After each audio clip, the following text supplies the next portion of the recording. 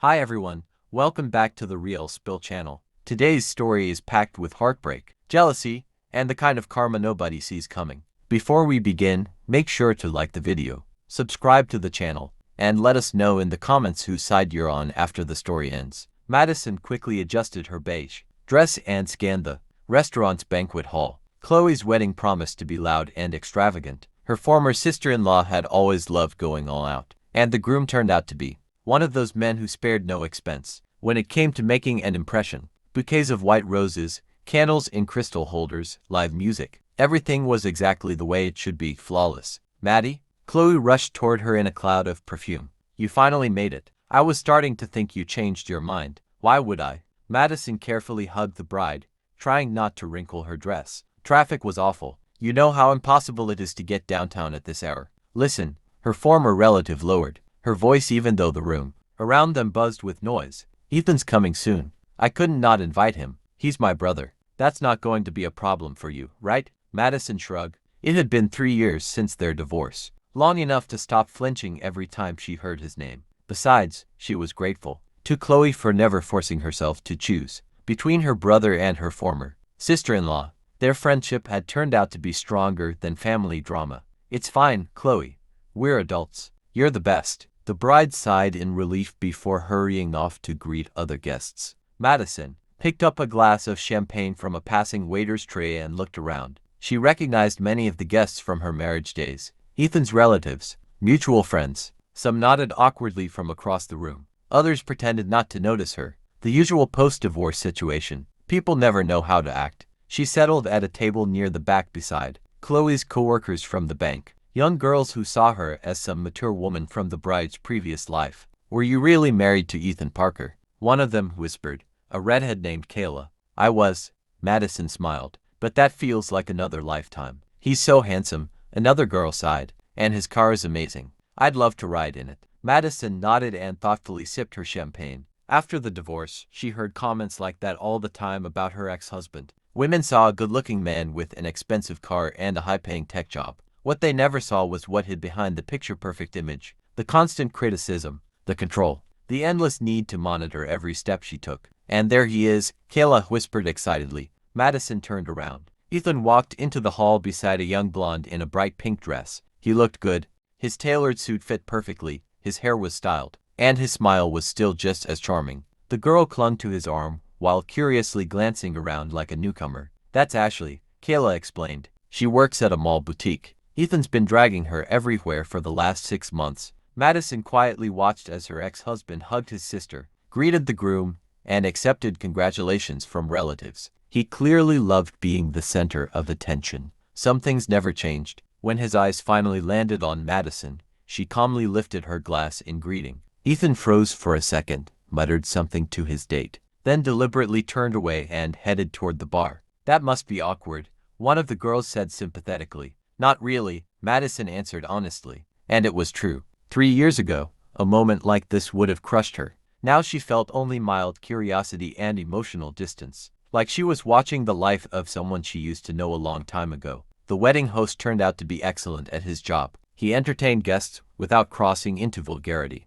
joked cleverly without overdoing it. Madison happily joined the games, danced with Chloe's grandfather, laughed at the jokes. She almost forgot her ex-husband was even there. How've you been, Maddie? The familiar voice made her turn around. Ethan stood beside her table holding a glass of whiskey. There was something unpleasant in his eyes. I'm good, Madison replied, keeping her tone neutral. What about you? Great.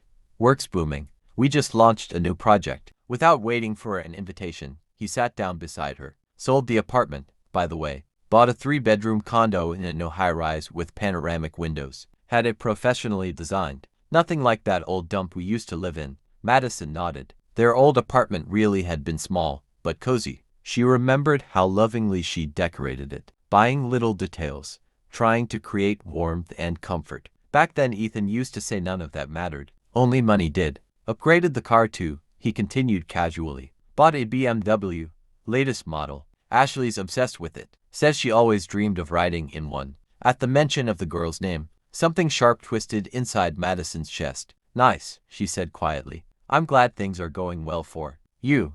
Yeah, life finally got better, Ethan took another sip of whiskey, and looked at her carefully. What about you? Still working at that little company? Advertising manager or whatever? No, not anymore. The conversation was making her uncomfortable. So where are you now? His tone carried patronizing curiosity. Changed jobs again. I run my own business now. Your own business? Ethan repeated with a faint smirk. What does that mean? Freelancing. My own agency. Madison tried to sound calm, though she could already feel her cheeks flushing. An agency, he repeated slowly, tasting the word.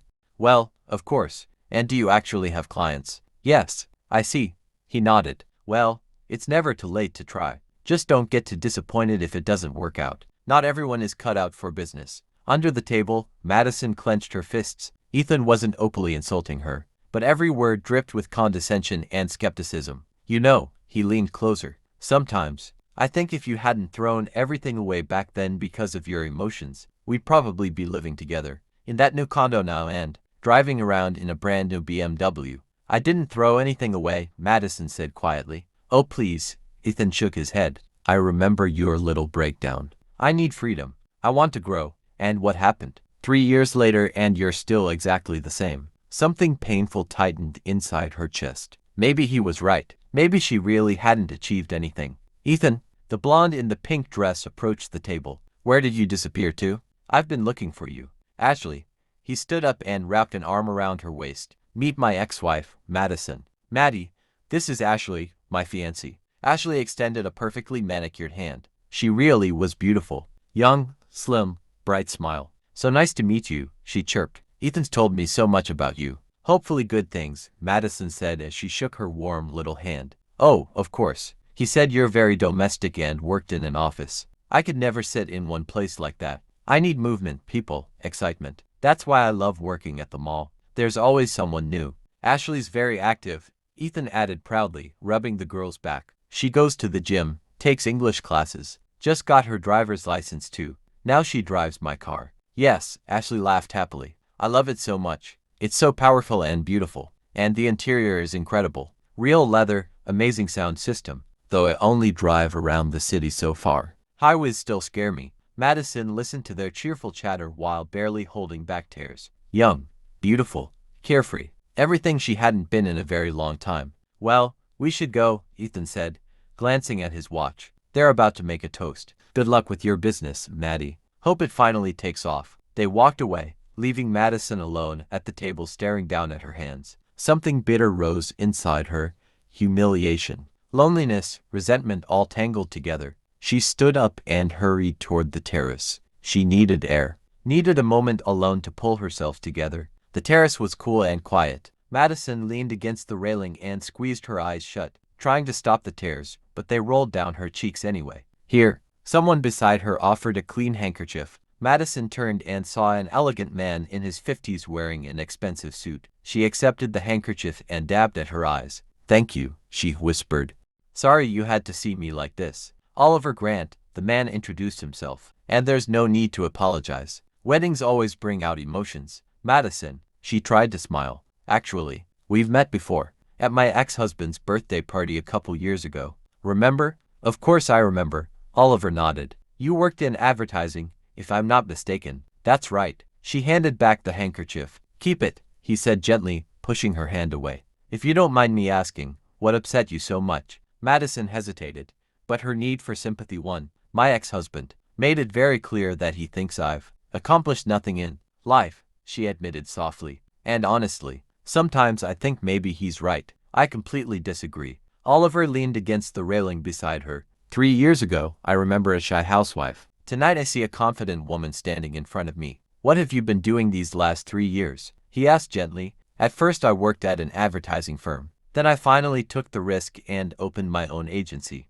Really? Oliver looked genuinely interested. And how's it going? 10 employees. Office downtown. Good paying clients. Madison felt confidence slowly returning to her voice. Last week we won a major contract bid. That's impressive. He clearly meant it. Very few people have the courage to start over from scratch in their 30s. You should be proud of yourself. Maybe it was courage. Maybe desperation. She smiled subtly. Sometimes they're the same thing, Oliver agreed. Then he paused thoughtfully. Tell me, do you have any availability coming up? My company is currently looking for a new advertising agency. What company? Madison instantly switched into professional mode. Northern Energy. He handed her a business card. I'm the CEO. Madison swallowed hard. Everyone in the city knew Northern Energy. We need a full rebranding campaign. Let's meet Monday and discuss details. Absolutely, she replied, taking the card with trembling fingers. I'd love that. Excellent. And now, he offered his arm politely.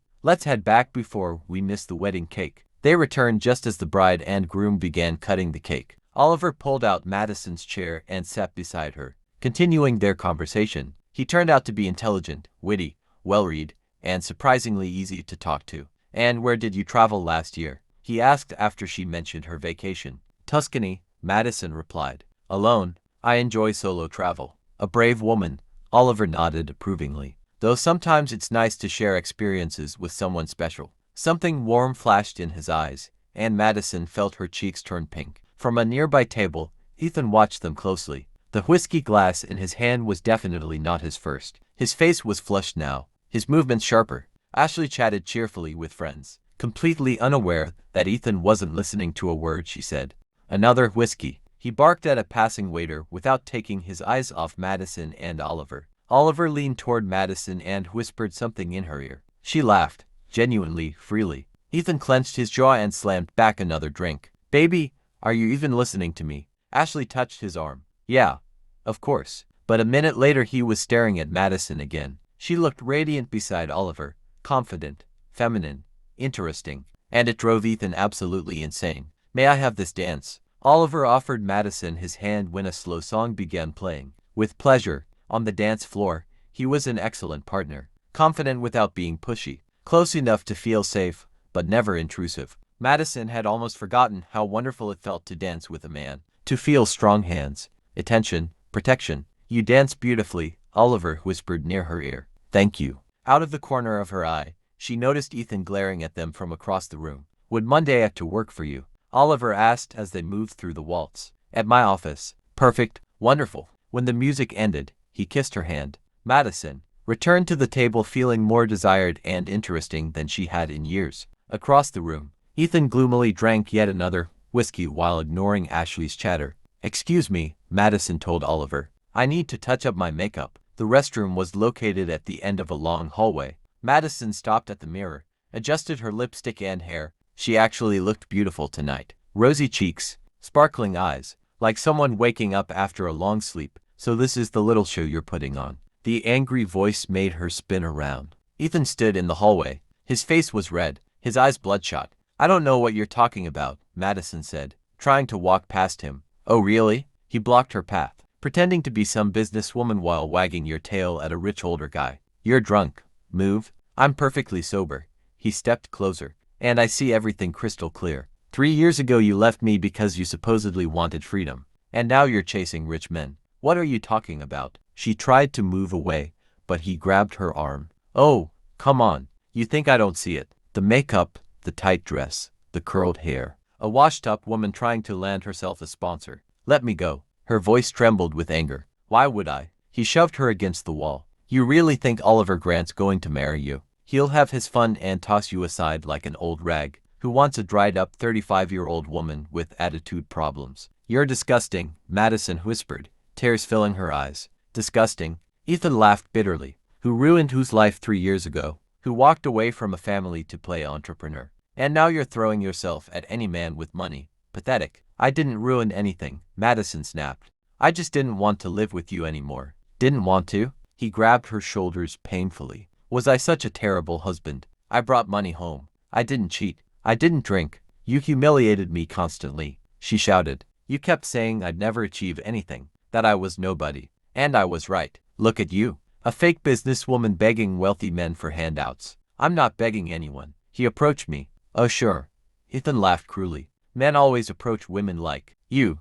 Desperate. Hungry. Lonely. Woman with no husband, no kids, and a failing business. Easy entertainment. Madison froze for a second. Maybe he was right. Maybe Oliver really only. Well, I never realized, my dear friend, that you were this low. The calm voice behind them made Ethan spin around instantly. Oliver stood at the end of the hallway. His face was ice cold. Ethan immediately let go of Madison, Mr. Grant, he stammered. I didn't mean. That was your mistake, Oliver interrupted calmly as he walked closer. You didn't think. This is just personal business, Ethan said nervously, trying to recover. Family matters. Nothing serious. Family matters. Oliver looked at him with open disgust. You call humiliating a woman family matters. You misunderstand. Madison is my ex-wife. We still have unresolved issues. The only unresolved issue here is your lack of character, Oliver said coldly. Now leave, and don't come near her again. Mr. Grant, wait. Let's not ruin our professional relationship over a misunderstanding.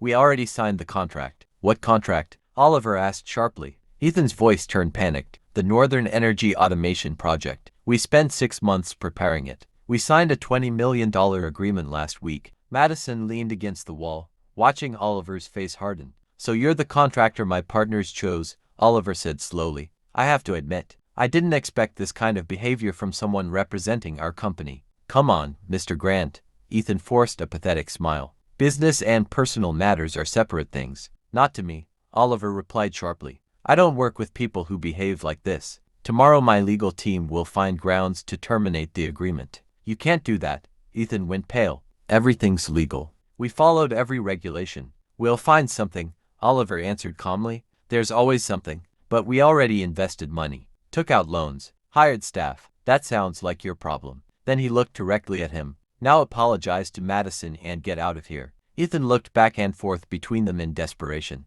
$20 million. The deal of the year for his company. Maddie, he pleaded. Say something. Tell him I never did anything terrible to you. No, Ethan. Madison straightened her shoulders and looked him directly in the eyes. You chose how to behave. Now you deal with the consequences.